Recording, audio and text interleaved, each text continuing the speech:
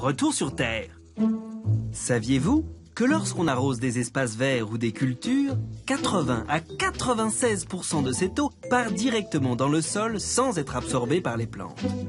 C'est la raison pour laquelle les agriculteurs utilisent des quantités considérables d'eau pour arroser leurs champs. Mais dans de nombreux pays, les cultivateurs n'ont pas les moyens de s'offrir de systèmes d'irrigation performants. Pour lutter contre la sécheresse qui touche aujourd'hui un quart de la production alimentaire mondiale, certains proposent pourtant une solution. Un matériau hyper absorbant, issu de la pétrochimie, et qui, sous forme de granules, permet de retenir l'eau directement à la racine des plantes. C'est pour cela qu'on appelle ce matériau innovant un hydro-rétenteur. Le premier à avoir eu l'idée d'utiliser les vertus des hydro-rétenteurs pour l'agriculture, c'est Sergio Rico. Ce chimiste mexicain, touché par les difficultés des paysans dues à la sécheresse, a eu l'idée de se servir d'un matériau hyper absorbant utilisé depuis les années 1970 dans les couches culottes. Mais comme le matériau utilisé dans les couches était à base de polyacrylate de sodium, et que le sodium est nocif pour les plantes, Sergio Rico a opté pour le polyacrylate de potassium, car le potassium favorise la croissance des plantes, et ce, même lorsqu'il est utilisé en grande quantité. C'est dans son bureau de Mexico que Sergio Rico nous fait la démonstration du pouvoir super absorbant de son matériau, qu'il appelle joliment de l'eau solide.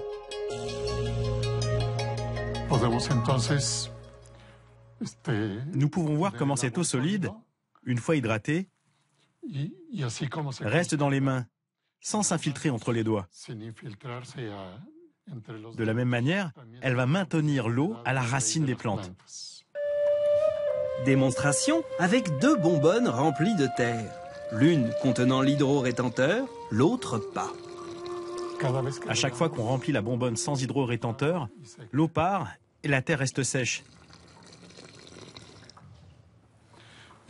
Dans celle qui en contient, il n'y a pas de gaspillage d'eau par infiltration, ni par évaporation d'ailleurs. Par conséquent, on économise 80 à 90% de la consommation d'eau. Alors, comment est-ce possible? Au contact de l'eau, les molécules d'acrylate de potassium, représentées ici en jaune, se lient les unes aux autres pour former une sorte de film moléculaire. Des couches imperméables d'acrylate entre lesquelles l'eau se retrouve piégée. En fonction des précipitations attendues, l'hydro-rétenteur est déposé dans un trou, soit déjà gorgé d'eau, soit encore sous forme de poudre. Ces minuscules réservoirs vont permettre à la plante de venir pomper l'eau au gré de ses besoins. Avant, mon rendement de maïs était de 5 tonnes à l'hectare. L'année dernière, avec cette technique magnifique, j'ai récolté 21 tonnes de maïs à l'hectare. Et cette année, j'espère en obtenir environ 25 tonnes et demie. Ça m'a changé la vie. J'ai même pu m'acheter une belle camionnette en un an de bénéfices. Des milliers de cultivateurs commencent à utiliser ce produit. Un moyen simple et bon marché qui leur permet de surmonter les périodes de sécheresse. Mais qu'en est-il de la pollution des sols? Ce matériau pourrait-il les contaminer? Il ne va pas contaminer le sol, parce qu'avec le temps, ce produit va arrêter d'emmagasiner et libérer de l'eau, et ça va devenir des petits morceaux de la taille d'un grain de sable, totalement inoffensifs et inertes. Sans parler du fait que la quantité que nous utilisons est ridicule, juste 200 grammes pour une tonne de terre.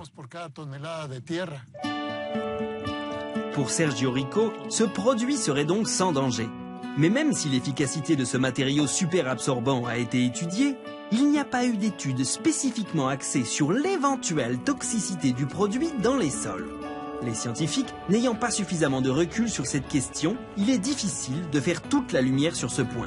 Pour en savoir plus, nous sommes allés voir Marc Miquel, expert agronome agréé auprès du ministère de la Recherche, qui travaille depuis 35 ans sur le développement racinaire des plantes. Ces travaux l'ont amené à tester différents types d'hydro-rétenteurs. Alors, quel est son avis? Les polymères de polyacrylate sont des molécules obtenues de manière synthétique, mais qui sont dégradables et 100% biodégradables. Il n'y a pas de constituants qui soient dangereux, comme par exemple du chlore, qui pourrait rester en association et faire des organochlorés ou des choses comme ça, ou libérer des gaz toxiques dans l'atmosphère. Donc ces matériaux sont naturellement dégradés. On n'a jamais, à l'arrivée, dans les publications qu'on a pu voir dans le domaine scientifique, on n'a pas de réapparition dans les sols de culture de molécules qui pourraient poser problème. Mais un agronome français est allé encore plus loin. Il a inventé un matériau plus efficace et ne contenant que 5% de polyacrylate de potassium. Nous voici dans le sud de la France, dans le petit village d'Éoz, dans le Gers. C'est ici qu'habite Philippe Wacky di Giorno, l'inventeur de ce produit appelé Polyter. Aussi incroyable que cela puisse paraître, ces granules permettent non seulement de retenir l'eau à la racine des plantes, mais aussi de leur apporter tous les éléments nutritifs favorables à leur croissance. Pour la première fois, Philippe Wacky di Giorno a accepté de nous révéler les 3 ingrédients qui composent son matériau. D'abord, et majoritairement, de la cellulose, c'est-à-dire de la fibre végétale. Ensuite, de l'engrais organique mélangé à 5% de poudre de polyacrylate de potassium.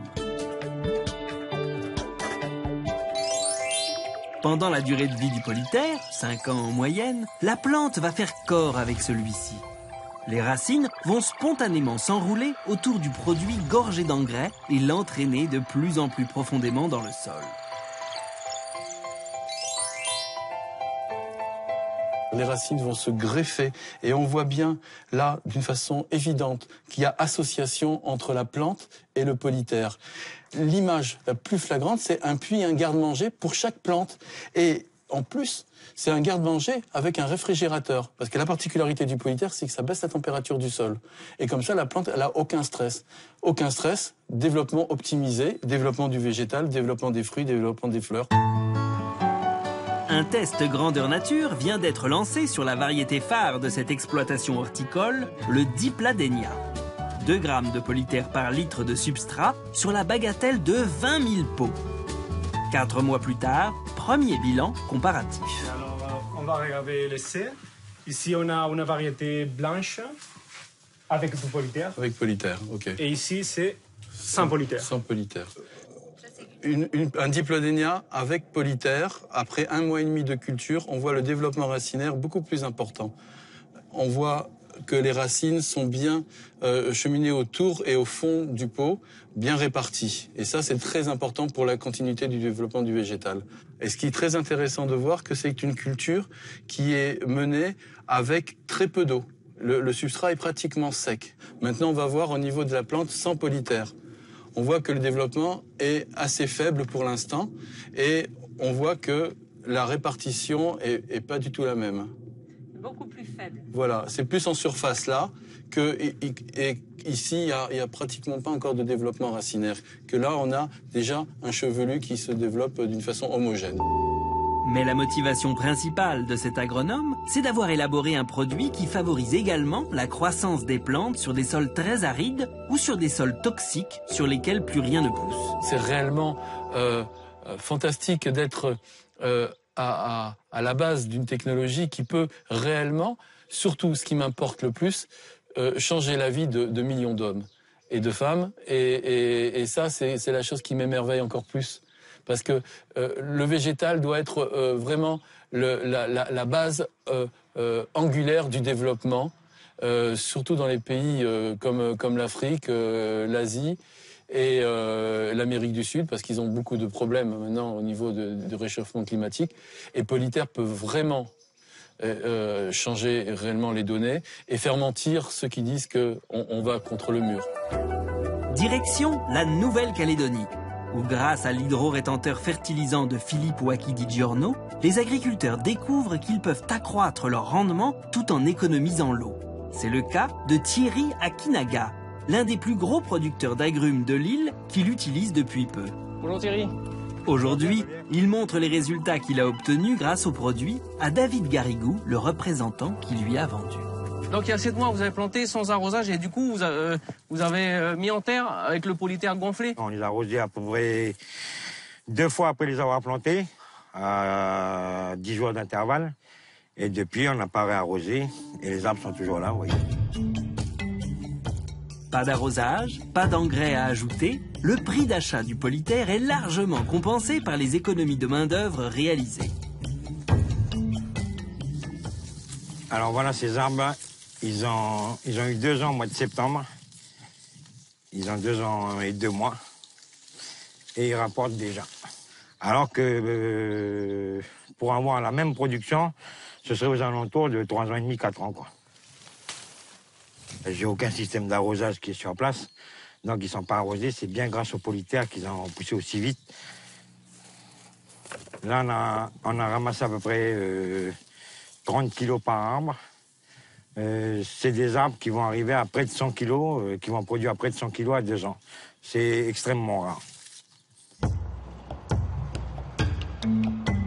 En Nouvelle-Calédonie, depuis 2012, le produit de Philippe Waki Di Giorno est également utilisé au sud de l'île, sur les sols de ces anciennes mines de nickel où plus rien ne pousse. Les pouvoirs publics ont décidé de lancer sur cette zone chargée en minerais très toxiques et pauvres en matière organique un programme pilote de reforestation. Alors ça, cet arbre-là, c'est quoi ça? Ça, c'est un Ostrobuxus. Attends, on va mesurer le trou. Donc là, tu prends déjà d'abord le diamètre. Les premiers résultats sont très encourageants. Arbres et arbustes sont de retour. Et même si les études manquent sur l'innocuité de ce produit, voir repousser la flore sur tout type de sol, même les plus dégradés et les plus toxiques, représente un immense espoir.